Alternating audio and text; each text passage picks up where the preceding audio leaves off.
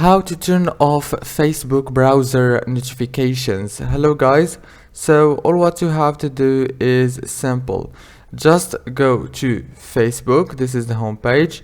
Now all what you have to do is go to the top here, click on settings and privacy, and click on settings.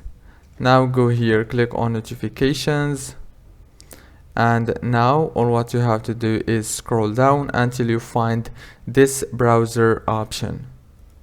After you click on browser, now here you will find the Chrome push notifications.